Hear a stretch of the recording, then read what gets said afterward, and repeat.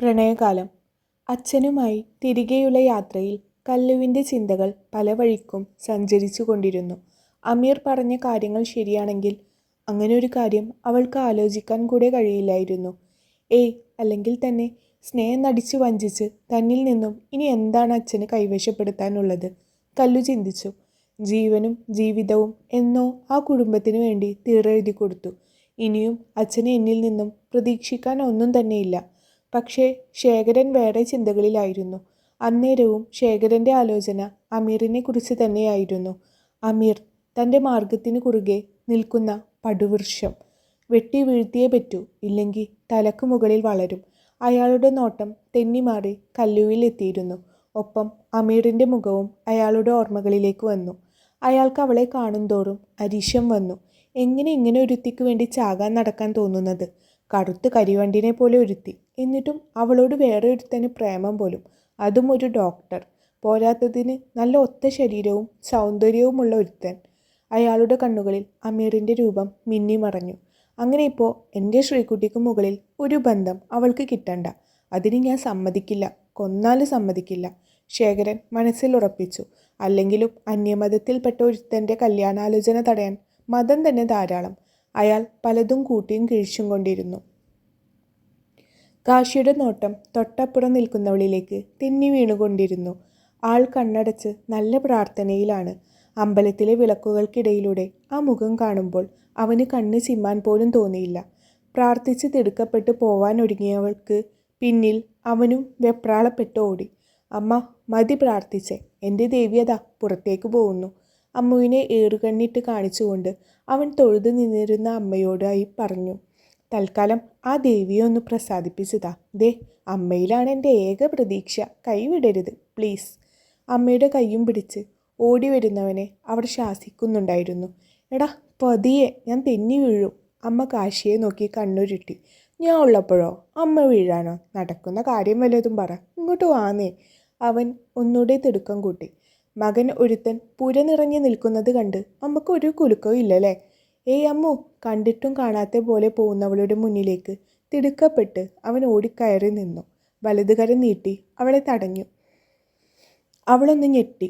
ചുറ്റും ആളുകൾ ശ്രദ്ധിക്കുന്നുണ്ടോ എന്ന ആലോചനയിൽ തന്നെ അവൾ പതിയെ കാശിയെ ഒന്ന് നോക്കി. ചിരി കടിച്ചു പിടിച്ച് ഒരു പ്രത്യേക ഭാവത്തോടെ അവളെ തന്നെ നോക്കി നിൽക്കുന്നവനെ കാണെ അവളുടെ നോട്ടം പിടഞ്ഞുപോയി. കണ്ണിൽ നിറയെ പ്രണയം നിറച്ച് ഒരുത്തൻ. മനസ്സാഗ്രഹിക്കുമ്പോഴും അർഹതയുണ്ടോ എന്ന് 100 വട്ടം ഉള്ളിലിരുന്ന് ആരോ അമ്മുവിനോട് ചോദിക്കുന്നു. എന്താ? അല്പം ഗൗരവത്തിൽ തന്നെ അമ്മു അവനെ നോക്കി. എന്ത്? അവൻ അറിയാത്ത പോലെ ഒന്ന് നടിച്ചു. ഇയാൾ വഴി മാറിക്കേ, എനിക്ക് പോകണം. അമ്മു മുഖം വീർപ്പിച്ചു. പറ്റില്ല. അവൻ ചുണ്ട് മാത്രം ചലിപ്പിച്ചുകൊണ്ട് പതിയെ പറഞ്ഞു. അവളുടെ മിഴികൾ താഴ്ന്നുപോയി. അപ്പോഴേക്കും കാശിയുടെ അമ്മ അവർക്കരികിലേക്ക് എത്തിയിരുന്നു. അമ്മയെ കണ്ട് അവൾ സംശയത്തോടെ കാശിയെ ഒന്ന് നോക്കി. എന്നും കാണുന്ന അതേ ചിരിയാണ് ആ മുഖത്ത്. മറ്റൊന്നും ആ മുഖത്തില്ല. ഞാൻ ഇവൻ്റെ അമ്മയാ മോളെ. അവർ അമ്മുവിൻ്റെ കൈകൾ കൂട്ടിപ്പിടിച്ചുകൊണ്ട് പതിയെ പറഞ്ഞു. വല്ലാത്തൊരു ഐശ്വര്യം തോന്നി ആ അമ്മയുടെ മുഖത്ത്. മറുപടിയായി അമ്മു ഒന്ന് ചിരിച്ചു.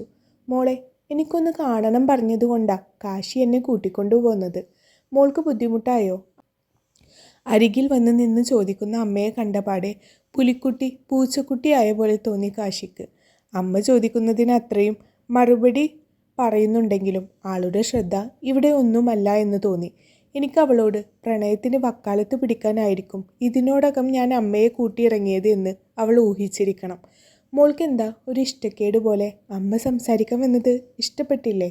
പെട്ടെന്നുള്ള അമ്മയുടെ ചോദ്യത്തിൽ അവളൊന്ന് പതറിയത് കാശി വ്യക്തമായി കണ്ടു. അങ്ങനെയൊന്നുമില്ല. അവൾ അമ്മയെ നോക്കി ചിരിക്കാൻ ശ്രമിച്ചുകൊണ്ട് പറഞ്ഞു. മോളെ, മുഖവുരയില്ലാതെ ഞാൻ വന്ന കാര്യം പറയാം. എൻ്റെ മോന് മോളെ വിവാഹം കഴിക്കാൻ താല്പര്യമുണ്ട്.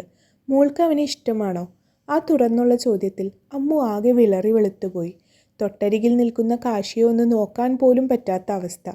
കാശി മറുപടിക്ക് എന്ന പോലെ അവളെ തന്നെ ഉറ്റുനോക്കി നിൽക്കുകയാണ്.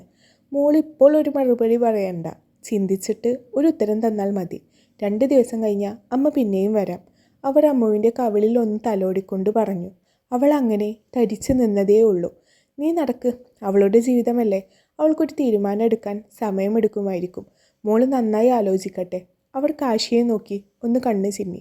വിരോധമില്ലെങ്കിൽ മോള് ഞങ്ങളുടെ കൂടെ പോരെ, വണ്ടിയുണ്ട്, വീട്ടിലാക്കിത്തരാം, ഇത്രയും ദൂരം നടക്കണ്ടല്ലോ. അമ്മ അവളെ നോക്കി ഒന്ന് ചിരിച്ചു. ആ വേണ്ട അമ്മ, നിങ്ങൾ പോയിക്കോളൂ, ഞാൻ നടന്നോളാം. അമ്മു അതേ ചിരിയോടെ അവരെ നോക്കി. ആ അവൾക്ക് വീട്ടിൽ സ്വന്തമായിട്ട് ഒരു ഇടിവണ്ടിയുള്ള കൂട്ടത്തില, അതുകൊണ്ട് നമ്മളുടെ വണ്ടിയൊന്നും വില കാണത്തില്ല അമ്മ, കാശി അർത്ഥം വെച്ചുകൊണ്ട് പറഞ്ഞു. അത് കാശി തൻ്റെ അപ്പയെ ഉദ്ദേശിച്ചാണ് പറഞ്ഞതെന്ന് അറിഞ്ഞപ്പോഴേ അമ്മു മുഖം വീർപ്പിച്ച് പിടിച്ച് അവനെ ഒന്ന് നോക്കി. യാത്ര പറഞ്ഞ് അവർ പോയിട്ടും ഏറെ നേരം അമ്മുവിൻ്റെ മനസ്സാകെ കാശിയായിരുന്നു. ഒരു പക്ഷേ അവൻ ആഗ്രഹിക്കുന്നതിൻ്റെ ഒരു 100 ഇരട്ടി അവൻ്റേതാവാൻ ഞാൻ ആഗ്രഹിച്ചു തുടങ്ങിയിട്ട് കാലങ്ങളായി. അമ്മുവിൻ്റെ കണ്ണുകൾ നിറഞ്ഞു. പിന്നെയും അതേ ചോദ്യം മനസ്സിൽ തെളിമയിൽ വന്നു നിന്നു. കാശിയുടേതാവാൻ തനിക്ക് അർഹതയുണ്ടോ എന്ന്. ഇതാ എല്ലാ ബുക്കും ഉണ്ട്. ഇനി നിൻ്റെ സർട്ടിഫിക്കറ്റ്, ആധാർ കാർഡ്, അങ്ങനെ കുറച്ച് കാര്യങ്ങൾ നാളെ എന്നെ ഏൽപ്പിക്കണം. 4-5 ബുക്കുകൾ കല്ലുവിൻ്റെ കൈകളിൽ വെച്ച് കൊടുത്തുകൊണ്ട് അലീന ഒന്ന് ചിരിച്ചു. ബുക്കിലേക്കും അലീനയുടെ മുഖത്തേക്കും മാറി മാറി നോക്കുകയല്ലാതെ കല്ലു ഒരക്ഷരം മിണ്ടിയില്ല. പൊടുന്നനെ ചാലിട്ടൊഴുകുന്ന അവളുടെ കണ്ണുകളിൽ അലീനയുടെ നോട്ടം മുടക്കി. എൻ്റെ കൊച്ചേ, നിനക്ക് ഇത് തന്നെയാണോ പണി? നീ ഈ കിടന്ന് മൂങ്ങിയാ ഒന്നും ജീവിതം മുന്നോട്ട് പോകത്തില്ല. കുറച്ചൊരു ധൈര്യം കാണിക്കണ്ടേ പെൺപിള്ളേരായാൽ? ഒന്നുമില്ലേലും എൻ്റെ ആനിയമ്മ നിന്നെ മകളായിട്ട് ഏറ്റെടുത്തതല്ലേടി, ആ ഒരു ധൈര്യമെങ്കിലും നീ കാണിക്കണ്ടേ? അലീന കല്യാണിയുടെ കണ്ണുകൾ പതിയെ തുടച്ചു കൊടുത്തു. കോളേജിൽ പരീക്ഷ എഴുതാൻ മാത്രം പോയാൽ മതി, വീട്ടിലിരുന്ന് പഠിച്ചാൽ മതി. പക്ഷെ അഡ്മിഷൻ്റെ കാര്യത്തിന് ഒരിക്കൽ പോവേണ്ടി വരും. നിൻ്റെ വീട്ടുകാർ നിന്നെ കറിവേപ്പില പോലെ തള്ളിക്കളയും ഒരു ദിവസം. അന്നും നിനക്ക് ജീവിച്ചല്ലേ പറ്റൂ, അതും സ്വന്തം കാലിൽ നല്ലൊരു ജോലിയൊക്കെയായി. എന്നിട്ട് നമ്മുടെ മാഷിയെ കല്യാണം കഴിച്ച് 2-3 പിള്ളേരൊക്കെയായി. പെട്ടെന്ന് അലീന നാവ് കടിച്ചു. അരുതാത്തതെന്തോ നാവിൽ നിന്നും വീണ പോലെ. മാഷോ? കല്യാണി മനസ്സിലാവാത്ത പോലെ നെറ്റി ചൊളിച്ചു. അത് ഞാൻ ഒരു ആവേശത്തിന് പറഞ്ഞതാ. അല്ലു ഒന്ന് പതറി. പിന്നെ ഇന്നാൾ കണ്ടില്ലേ രാഹുലേട്ടൻ, അങ്ങേര് പഠിപ്പിക്കുന്ന കോളേജിലാണ് അഡ്മിഷൻ എടുത്തേക്കുന്നത്. ഇനി എന്തെങ്കിലും സംശയം വല്ലതും ഉണ്ടെങ്കിൽ തന്നെ രാഹുലേട്ടൻ സഹായിക്കും. അല്ലു കല്യാണിയുടെ തോളിൽ കൈയിട്ട് ചേർത്ത് പിടിച്ചു. ശേഷം കല്ലുവിൻ്റെ വാടിയ മുഖം പിടിച്ചുയർത്തി. നിൻ്റെ മനസ്സിലൂടെ ഇപ്പോൾ പോകുന്ന ഓരോന്നും ഞാൻ അറിയുന്നുണ്ട് കല്ലു. നിനക്ക് പഠിക്കണമെങ്കിൽ ധാരാളം കടമ്പകൾ മുന്നോട്ട് സഞ്ചരിക്കാറുണ്ട്. പലയിടത്തും അടിപതറി വീഴാൻ സാധ്യതയുണ്ട്. പല ആളുകളും പുറകിൽ നിന്നും തള്ളിയിടാനും തയ്യാറെടുത്ത് നിൽപ്പുണ്ട്. ഈ ഒരു കാര്യത്തിൽ നീ കുറച്ച് ബോൾഡാവണം. തുടർന്ന് പഠിക്കാൻ ഏതറ്റം വരെ പോവാൻ നീ തയ്യാറാവണം. നീ തന്നെ ഒന്ന് ആലോചിച്ച് നോക്ക്. അറക്കലെ ജോലി എത്ര കാലത്തേക്കെന്ന് നമുക്കറിയില്ല. ഒരിക്കൽ അവിടെ നിന്ന് ഇറങ്ങേണ്ടി വന്നാൽ തീർന്നു മോളെ. പിന്നെ നിൻ്റെ പഠിപ്പൊന്നും വെച്ച് അത്ര നല്ല വരുമാന മാർഗം പിന്നീട് കിട്ടില്ല. രണ്ടറ്റം കൂട്ടിമുട്ടിക്കാൻ നീ കഷ്ടപ്പെടേണ്ടി വരും ഒരുപാട്. അലീന കല്യാണിയിൽ മറഞ്ഞു കിടക്കുന്ന ധൈര്യത്തിൻ്റെ കനലുകളെ ഊതിപ്പെരിപ്പിക്കാൻ നോക്കുകയായിരുന്നു അന്നേരവും. കല്യാണി പൊടുന്നനെ അവളുടെ തോളിലേക്ക് ചാഞ്ഞു. അവളെ ഇറുക്കെ കെട്ടിപ്പിടിച്ചു. എന്തേ നീ എൻ്റെ അനിയത്തിയായി ജനിക്കാതിരുന്നത്? എങ്ങനെയാ അല്ലു നമ്മൾ 2 വയറുകളിൽ കുരുത്തത്? നിന്നെപ്പോലെ എൻ്റെ ശ്രീക്കുട്ടി പോലും എന്നെ മനസ്സിലാക്കിയിട്ടില്ല, ഇനി ഒരിക്കലും മനസ്സിലാക്കാൻ പോകുന്നതുമില്ല. കല്യാണിയുടെ കണ്ണുനീർ അലീനയുടെ കഴുത്തിൽ വീണ് പൊള്ളിക്കൊണ്ടിരുന്നു. കരയാതെ പെണ്ണെ. അലീന അവളുടെ മുഖം പിടിച്ചുയർത്തി. അന്നേരവും അലീനയുടെ കണ്ണുകളും നനഞ്ഞിരുന്നു. നോക്ക്, നന്ദനും ശ്രീക്കുട്ടിയും ഒരു കര പറ്റിക്കഴിഞ്ഞാൽ പിന്നെ നിനക്ക് ആ വീട്ടിൽ ഒരു റോളുമില്ല. പിന്നെ ഇറങ്ങിയേക്കണം അവിടെ നിന്നും. ഒരു നേരം പോലും മടിച്ചു നിൽക്കരുത്. അപ്പച്ചൻ പറഞ്ഞത് ഓർമ്മയുണ്ടല്ലോ, ഞങ്ങളുടെ സ്വർഗത്തിൻ്റെ വാതിൽ നിനക്ക് വേണ്ടി തുറന്നിട്ടിരിക്കുക. ഓടി അങ്ങ് വന്നേക്കണം. അലീന ചിരിയോടെ പറഞ്ഞു. മറുപടിയൊന്നും പറയാതെ മുഖം പൊത്തി കരയുന്ന കല്ലുവിനെ വിളിച്ച് അവൾ നെഞ്ചോട് ചേർത്തു. കരയാതടി കൊച്ചേ, ഞങ്ങളില്ലേ, എല്ലാത്തിനും ഉപരി നിനക്ക് അവനില്ലേ. അവസാനത്തെ വാചകം അലീന കല്ലു കേൾക്കാതെ പതിയെ മനസ്സിൽ ഉരുവിട്ടു. വീട്ടിലേക്ക് കയറുമ്പോൾ അച്ഛൻ ചാരുകസേരയിൽ ഇരിപ്പുണ്ട്. തൊട്ടടുത്തായി ചെറിയമ്മയും നിൽപ്പുണ്ട്. നന്ദൻ തിണ്ണയിലിരുന്ന് ആരെയോ ഫോൺ വിളിക്കുന്നുണ്ട്. അച്ഛൻ ചായയോ മറ്റോ കുടിച്ച് ഗ്ലാസ് ചെറിയമ്മയെ ഏൽപ്പിക്കുന്നുണ്ട്. അത് വാങ്ങി അടുക്കളയിലേക്ക് തിരിഞ്ഞു നടക്കാൻ നേരമാണ് അവരുടെ നോട്ടം കല്ലുവിലേക്ക് പാളി വീണത്. കയ്യിൽ ഒരു വലിയ പൊതിയുമായി വരുന്നവളെ അവർ സംശയമുനയോടെ നോക്കി. കൂടെ വരുന്ന കൊച്ചിനെയും. നിന്റെ അച്ഛനെ ചാരുകസേരയിലാണോ പെറ്റിട്ടത്? എന്നും അതിൽ തന്നെയാണല്ലോ, അലീന കല്യാണിയോട് അടക്കം ചോദിച്ചു. കല്ലു അവളെ തറപ്പിച്ചൊന്ന് നോക്കി. ഞാൻ ഒരു സംശയം ചോദിച്ചതല്ലേ, അതിനാണ് നീ എന്നെ ഇങ്ങനെ നോക്കി പഠിപ്പിക്കുന്നത്? അലീന ചുണ്ടുകൊട്ടി. പലവട്ടം വീടിൻ്റെ ഉമ്മറത്ത് വരെ കല്ലുവിനൊപ്പം വന്നു പോയിട്ടുണ്ടെങ്കിലും ഇതിൻ്റെ ഉള്ളിലേക്കൊന്ന് കടക്കാൻ കല്ലു അനുവദിച്ചിട്ടില്ല ഇന്ന് വരെ. അവൾക്ക് ഭയമായിരുന്നു അതിൻ്റെ ഉള്ളിൽ ജീവിക്കുന്ന മനുഷ്യത്തോലിട്ട ചെന്നായ്ക്കളെ. പക്ഷേ ഉമ്മടത്ത് ചാരുകസേരയിൽ സദാ വീണ് കിടക്കുന്ന കല്ലുവിൻ്റെ അച്ഛനിൽ അല്ലുവിൻ്റെ കണ്ണുകൾ ഉടക്കുമായിരുന്നു. ഇന്നിപ്പോൾ അച്ഛൻ തൻ്റെ ഭക്ഷണം ചേർന്നു എന്ന വിശ്വാസത്തിലാണ് അവൾ തന്നെ ഇങ്ങോട്ട് ക്ഷണിച്ചത് തന്നെ. കല്ലുവിൻ്റെ അരികിൽ നിൽക്കുന്നവളെ തന്നെ ശേഖരൻ ഉറ്റുനോക്കി. ചെറിയമ്മയും അവളെ തന്നെ ചുഴിഞ്ഞു നോക്കുന്നുണ്ട്. ഇതാരാ മോളെ? ശേഖരൻ കല്ലുവിനെ സംശയത്തോടെ നോക്കി. കൂട്ടുകാരിയാ, അല്ലു ഇടയിൽ കയറി പറഞ്ഞു. കൂട്ടുകാരി? അയാൾ പിന്നെയും കല്ലുവിനെ തന്നെ നോക്കി. ആ, ഒപ്പം പഠിച്ചതാ, ഡിഗ്രിക്ക്. കല്ലു എന്ത് പറയുമെന്ന് ആലോചിച്ച് തീരും മുമ്പേ അലീനയുടെ മറുപടി എത്തിയിരുന്നു. ആ, അതാണ്. നാട്ടിലൊന്നും കണ്ട് പരിചയം തോന്നിയില്ല മോളെ. ശേഖരൻ അവളെ നോക്കി ഒന്ന് ചിരിച്ചെന്ന് വരുത്തി. അലീന തിരിച്ചും ചിരിച്ചു. മോൾ ആദ്യമായിട്ട് വരുമല്ലേ? വസു, മോൾക്ക് ചായ കൊടുക്ക്. അയാൾ അടുത്ത് നിൽക്കുന്ന ഭാര്യയെ നോക്കി. അവളുടെ മുഖം ഇപ്പോൾ പൊട്ടും എന്ന പോലെ വീർത്തിരുന്നു. ഇവിടെ പാലൊന്നും ഇരിപ്പില്ല, ചെറിയമ്മ ഉത്തരത്തിൽ നോക്കിക്കൊണ്ട് പറഞ്ഞു. വിഷം ചേർക്കാത്ത എന്ത് തന്നാലും ഞാൻ കുടിക്കൂ അമ്മേ. ചായ തന്നെ വേണമെന്നില്ല, അല്ലു തുറന്നടിച്ചു. വസുമതി വാ പൊളിച്ച് അവളെ നോക്കി. കല്ലു ചിരിയടക്കി. സത്യത്തിൽ ഞാൻ ഒരുപാട് വട്ടം പടി വരെ വന്നിട്ടുണ്ട്, വീട്ടിലേക്ക് കയറിയിട്ടില്ല എന്നുള്ളൂ. അലീന ചിരിയോടെ ശേഖരനെ നോക്കിക്കൊണ്ട് തിണ്ണയിലേക്ക് കയറിയിരുന്നു. അതെന്താ, കല്ലുമോള് വിളിച്ചില്ലേ? അയാൾ തേച്ചു മിനുക്കി വെച്ച അച്ഛൻ കുപ്പായ എടുത്തണിഞ്ഞുകൊണ്ട് അലീനയെ നോക്കി. അത്രയും വാത്സല്യനിധിയായ ഒരച്ഛനെ പോലെ. ഇല്ലച്ച, ഇവൾക്ക് പേടി. അവളെ തന്നെ ഇവിടെ ഇട്ട് ചവിട്ടിയരക്കുകയല്ലായിരുന്നോ? അപ്പോൾ പിന്നെ കൂട്ടുകാരിയെയും കൊണ്ട് ചെന്നാൽ എന്തായിരിക്കും പുകില് എന്ന്. ഞാൻ അവളോട് അന്നേ പറഞ്ഞതച്ച, എന്നെ ഒന്ന് പറഞ്ഞാൽ ഞാൻ 2 തിരിച്ചു പറയുമെന്ന്, തല്ലിയാൽ 2 കൂടുതൽ കൊടുക്കുമെന്നും. എന്നിട്ടും ഇവൾക്ക് പേടി. അലീനയിൽ അതേ ചിരി. പക്ഷേ അലീന പറഞ്ഞു നിർത്തിയ വാചകങ്ങളിലെ മുനയിൽ വസുമതിയുടെയും ശേഖരൻ്റെയും മുഖം വിളറി വെളുത്തുപോയി. അല്ല, കൂട്ടുകാരി ഇപ്പോൾ വന്നതിൻ്റെ ഉദ്ദേശം എന്താ? വസുമതി അലീനയെ തന്നെ ഉറ്റുനോക്കിക്കൊണ്ട് ചോദിച്ചു. അതുണ്ടല്ലോ അച്ഛാ, ഇവള് പറഞ്ഞു ഏതോ ഒരു സുപ്രഭാതത്തിൽ അച്ഛൻ നന്നായെന്ന്. ഇപ്പോൾ ഇതുവരെ അവൾക്ക് കൊടുക്കാതെ വെച്ചിരിക്കുന്ന സ്നേഹം അത്രയും മൊത്തമായും ചില്ലറയായും കൊടുക്കുകയാണെന്ന്. അതിന് പലിശ ഈടാക്കുന്നുണ്ടോ അച്ഛാ? ഇവള് വാ തോരാതെ അച്ഛനെ കുറിച്ച് ഇങ്ങനെ പറഞ്ഞുകൊണ്ടിരിക്കുമ്പോൾ എനിക്കൊരു സംശയം, ഇങ്ങനെയൊക്കെ നടക്കുമോ എന്ന്. അല്ല, എൻ്റെ സംശയം ന്യായമല്ല അച്ഛാ, അച്ഛൻ തന്നെ പറ. അലീന അയാളെ തന്നെ നോക്കിക്കൊണ്ട് ചോദിച്ചു. അയാളിൽ കനലെരിഞ്ഞു കത്തുന്നത് അലീന പെട്ടെന്ന് തന്നെ കണ്ടുപിടിച്ചു. ഒരു അഗ്നിപർവ്വതം പോലെ അയാൾ ഇപ്പോൾ പൊട്ടിത്തെറിക്കുമെന്ന് അവൾ കണക്കുകൂട്ടി. പക്ഷെ ഒന്നും സംഭവിച്ചില്ല. അയാൾ സമർത്ഥമായി അയാളിലെ വൈരാഗ്യ ബുദ്ധിയെ കീഴ്പ്പെടുത്തി കളഞ്ഞു. മോളുടെ സംശയം അത്രയും ശരിയാ, പക്ഷെ മനുഷ്യന് മാറാൻ അധികം സമയം വേണ്ടല്ലോ. അയാൾ പതർച്ചയോടെ അവളെ നോക്കിയൊന്ന് ചിരിച്ചു. ആ, അതും ശരിയാ, മനുഷ്യന് മാറാൻ അധിക സമയമൊന്നും വേണ്ട. പക്ഷേ ഈ പേയ് പിടിച്ച നായക കാണും, അവർക്ക് പെട്ടെന്നൊരു സുപ്രഭാതത്തിൽ മാറാൻ പറ്റുമെന്ന് തോന്നുന്നില്ല അച്ഛ. അവൾ അർത്ഥം വെച്ചുകൊണ്ട് അയാളെ നോക്കി. അയാൾ പിന്നെയും ചിരിച്ചതേ ഉള്ളൂ. നന്ദന അലീനയുടെ സംസാരം ഒട്ടും ഇഷ്ടപ്പെടുന്നുണ്ടായിരുന്നില്ല. അച്ഛൻ ഇപ്പോൾ ചേച്ചി ഒരുപാട് സ്നേഹിക്കുന്നുണ്ട്, അതിപ്പോൾ ചേച്ചിക്ക് ബോധ്യപ്പെട്ടാൽ മതി. പുറത്തു നിന്ന് ആരെയും ബോധ്യപ്പെടുത്തേണ്ട കാര്യമില്ല, അവൻ തുറന്നടിച്ചു.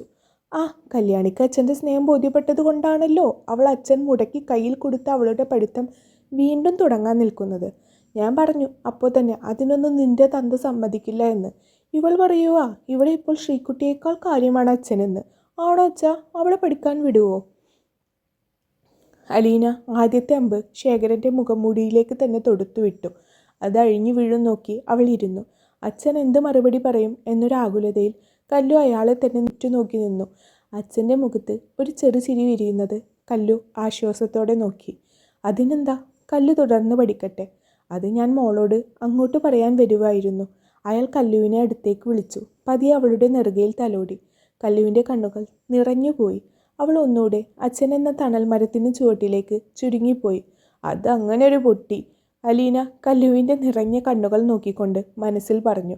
അച്ഛൻ സമ്മതിച്ച സ്ഥിതിക്ക് കല്ലു അച്ഛൻ്റെ മാറ്റത്തെക്കുറിച്ച് പറയുന്നതിലും കാര്യമുണ്ട്. എന്തായാലും ഞാൻ അവൾക്ക് പഠിക്കാനുള്ള ബുക്കൊക്കെ എടുത്തു വച്ചിട്ടുണ്ട്. ആണുങ്ങൾ 2 പേര് വീട്ടിലുണ്ടെങ്കിലും കുടുംബം മുന്നോട്ട് പോവാൻ കല്ലു തന്നെ വേണ്ടേ? അതുകൊണ്ട് അവൾ കോളേജിൽ വരുന്നില്ല എന്ന് പറയുന്നു. അപ്പോൾ പിന്നെ വീട്ടിൽ ഇരുന്ന് പഠിക്കട്ടെ. അവളെപ്പോലെ ഒരു മിടുക്കിയായ ഒരാൾക്ക് വീട്ടിൽ ഇരുന്ന് പഠിച്ചാലും ഡിഗ്രി കംപ്ലീറ്റ് ചെയ്യാം. അലീന അടുത്ത കരി നീക്കി. ശേഖരൻ അത്രയും പെട്ടെന്ന് കാര്യങ്ങൾ പ്രതീക്ഷിച്ചിരുന്നില്ല എങ്കിലും അത് സമ്മതിച്ചു കൊടുക്കുകയല്ലാതെ തരമില്ലായിരുന്നു. എല്ലാം കല്ലുമോളുടെ ഇഷ്ടം പോലെ നടക്കട്ടെ. അയാൾ കളം മാറ്റി ചവിട്ടി. വസുമതി ഹാലിളകി ചവിട്ടി തുള്ളി അകത്തോട്ട് പോയി. ആ, അമ്മക്കും നല്ല ഇഷ്ടമായി തോന്നുന്നു കല്ലു പഠിക്കാൻ തീരുമാനിച്ചത്. പോകുന്ന പൂക്കണ്ടില്ലേ തുള്ളിച്ചാടി. സന്തോഷം കൊണ്ടായിരിക്കും അല്ലേ അച്ഛാ? അലീന ഒരു ദീർഘനിശ്വാസത്തോടെ വസുവിനെ നോക്കി. നന്ദൻ രൂക്ഷമായി അലീനയെ നോക്കി. അവൾ ഒരു പുച്ഛച്ചിരിയോടെ തിരിഞ്ഞിരുന്നു. കല്ലു, മോൾ അച്ഛന് അല്പം ചൂടുവെള്ളം കൊണ്ടുതാ, അയാൾ കല്ലുവിനെ നോക്കിക്കൊണ്ട് പറഞ്ഞു. ആ, ഇപ്പോൾ കൊണ്ടുവരാച്ചാ. അവൾ കയ്യിലുള്ള ബുക്കുകൾ ഉമ്മറത്തിണ്ണയിലേക്ക് വെച്ചുകൊണ്ട് അകത്തേക്ക് കയറി. അയാൾ തല തിരിച്ച് കല്ലു പോയെന്ന് ഉറപ്പുവരുത്തി. നന്ദ, തൊടിയിൽ 2 നാളികേരം വീണ് കിടപ്പുണ്ട്. മോൻ അത് ഉള്ളിലേക്ക് പെറുക്കിയിട്ടേക്ക്. നേരെ ഇരുട്ടിയാൽ പിന്നെ ആരെങ്കിലും എടുത്തുകൊണ്ട് പോവും. അയാൾ നന്ദനെ നോക്കി. ഒന്ന് അമർത്തി മൂളിക്കൊണ്ട് അവൻ അലീനയെ ഒന്നുകൂടെ നോക്കി പുറത്തേക്ക് ഇറങ്ങി. മോള് നന്നായി സംസാരിക്കുന്ന കൂട്ടത്തിലാണല്ലേ? നന്ദൻ പോയ വഴിയെ നോക്കിയിരിക്കുന്ന അല്ലുവിനോട് അയാൾ ചോദിച്ചു. അല്ലു പെട്ടെന്ന് മുഖം വെട്ടിച്ച് അയാളെ നോക്കി. അത്യാവശ്യം കാര്യവും കാര്യക്കേടവും പറയാനല്ലേ അച്ഛാ നമുക്ക് നാവ്. അലീന ചിരിയോടെ അയാളെ നോക്കി. സംസാരമൊക്കെ നല്ലത് തന്നെ, പക്ഷേ അധികമായാൽ അമൃതും വിഷം എന്നല്ലേ മോളെ? ചിലപ്പോഴൊക്കെ നാവ് എടുത്ത് വളക്കുമ്പോൾ ഓരോടാ എന്താ എന്നൊക്കെ സൂക്ഷിക്കണം കൊച്ചേ. ഇല്ലെങ്കിൽ പിന്നീട് കാര്യവും കാര്യക്കേടും പറയാൻ നാവ് കാണത്തില്ല. ആരെങ്കിലും അരിഞ്ഞെടുത്ത് കൊണ്ടുപോകും. അതാണേ. തീ ആളുന്ന കണ്ണുകളോടെ ശേഖരൻ അലീനയെ തന്നെ നോക്കി. മിഖായൽ എന്ന് കേട്ടിട്ടുണ്ട് അച്ഛൻ? കുരിശി മിഖായൽ. അലീന ഒട്ടും പതർച്ചയില്ലാതെ ശേഖരനെ നോക്കിയൊന്ന് ചിരിച്ചു. ശേഖരൻ മൗനം പാലിച്ചു. അടിപിടി കേസ്, കത്തിക്കുത്ത്, കാലും കൈയും വെട്ടൽ എല്ലാം മൂപ്പരുടെ ലിസ്റ്റിലുണ്ട്. അച്ഛന് മനസ്സിലായില്ലേ? അലീന ഒന്നുകൂടെ എടുത്തു ചോദിച്ചു. ഉണ്ടെങ്കിൽ? അയാൾ അവളെ തന്നെ നോക്കി. മൂപ്പര് ഞങ്ങളുടെ തൊട്ട അയൽവക്കമാണ്. വിളിച്ചാൽ ഇപ്പോൾ പാഞ്ഞു വരും. ഇനി മിക്കായൽ പോട്ടെ, സോളമൻ എന്ന് കേട്ടിട്ടില്ലേ? ഒരു പെങ്കൊച്ചിനെ കയറി പിടിച്ചിട്ട് പോലീസ് മന്ത്രിയുടെ അനന്തരവനാ എന്നും പറഞ്ഞ് വെറുതെ വിട്ടവൻ്റെ കൈ തല്ലി ഒടിച്ചവനാ ഈ സോളമൻ. എന്നെയൊക്കെ സ്വന്തം പെങ്ങളെപ്പോലെ സോളമൻ ചേട്ടൻ കാണുന്നത്. മന്ത്രിയുടെ അനന്തരവൻ ഇപ്പോൾ പറയുന്നത് ജയിലിൽ കിടക്കുകയായിരുന്നെങ്കിൽ വലത്തെ കൈയെങ്കിലും ഉണ്ടായേനെ എന്നാണ്. എന്താലേ? അലീന ഒന്ന് നെടുവെറുപ്പിട്ടു. ശേഖരൻ്റെ കണ്ണുകൾ ദേഷ്യം കൊണ്ട് കുറുകി വരുന്നത് അവൾ ചിരിയോടെ തന്നെ നോക്കി. പൊടുന്നനെ അയാൾ എഴുന്നേറ്റ് വന്ന് അവൾക്ക് ഇരുവശവും കൈകൾ കുത്തി. അല്പം കുനിഞ്ഞു നിന്ന് അവളുടെ മുഖത്തേക്ക് തന്നെ ഉറ്റുനോക്കി. അലീന ഒരടി മാറാതെ ഓലപ്പമ്പിനെ കണ്ട പോലെ അതേ ചിരിയിൽ അങ്ങനെ ഇരുന്നു. ഭീഷണിപ്പെടുത്തുവാണോ നീ എന്നെ? മക്കൾക്ക് കുടുംബസ്വത്ത് കൊടുക്കുമ്പോൾ ഇളയ മകൻ തലതിരിഞ്ഞവനാണെന്ന് പറഞ്ഞ് അച്ഛൻ അവന് ഒന്നും കൊടുക്കാതെ എല്ലാം മൂത്ത മക്കൾക്ക് എഴുതി കൊടുത്തു. സ്വത്ത് എഴുതി 3-ാം പക്കം അയാളുടെ ശവം അമ്പലക്കുളത്തിൽ പൊങ്ങിക്കിടക്കുന്നതാ നാട്ടുകാർ കണ്ടത്. ഭർത്താവിന് അവിഹിതമുണ്ടെന്ന് പറഞ്ഞ് അയാളെ വിവാഹമോചനം ചെയ്ത് ഒറ്റയ്ക്കൊരു മകളെയും കൊണ്ട് ജീവിക്കാൻ തീരുമാനിച്ച ഭാര്യയെ പിന്നെ കാണുന്നത് ആ തൊടിയിലാണ്. ചത്തു മലച്ച് കിടന്ന അവൾ ഇപ്പോഴും എൻ്റെ കണ്ണിലുണ്ട്. പാമ്പിൻ്റെ വിഷം തീണ്ടി മരിച്ചു എന്ന് നാട്ടുകാർ പറഞ്ഞു നടന്നു. പാവം പാമ്പ് എന്ത് പിഴച്ചു? മനുഷ്യൻ വിഷം തീണ്ടിച്ചു കൊന്നതിന് അല്ലേ മോളെ? അച്ഛന് മോള് പറഞ്ഞ ഇങ്ങനത്തെ വട്ടപ്പേരൊന്നുമില്ല, ഈ കുരിശി മിക്കായൽ എന്നൊക്കെ പറയുന്ന പോലെ. കാരണം എന്തെന്നറിയുമോ? അച്ഛൻ ചെയ്ത കുറ്റങ്ങളൊന്നും പുറലോകം അറിഞ്ഞിട്ടില്ല. അതുകൊണ്ട് മാത്രം. അലീനയുടെ ചിരി പൊടുന്നനെ മാഞ്ഞുപോയി. മുന്നിൽ നിൽക്കുന്നവൻ്റെ നോട്ടത്തിൽ പോലും വിഷം നിറഞ്ഞിരിക്കുന്നു. അവളിൽ ഭയം നിറഞ്ഞു. ആ ഭയം മുഴുവൻ കല്ലുവിനെ ഓർത്തിട്ടായിരുന്നു. എന്തും ചെയ്യാൻ മടിക്കില്ല മുന്നിൽ നിൽക്കുന്ന രാക്ഷസൻ. തുടരും സൂര്യകാന്തി. നിങ്ങളുടെ അഭിപ്രായങ്ങൾ കമൻറ്റ് ബോക്സിൽ അറിയിക്കുക. അതേപോലെ വീഡിയോ ഒന്ന് ലൈക്ക് ചെയ്യുക. തുടർന്നും നിങ്ങളുടെ സപ്പോർട്ട് പ്രതീക്ഷിക്കുന്നു. സബ്സ്ക്രൈബ് ചെയ്യാതെ വായിക്കുന്നവർ ദയവ് ചെയ്ത് ഒന്ന് സബ്സ്ക്രൈബ് ചെയ്തേക്കണേ. Thank you.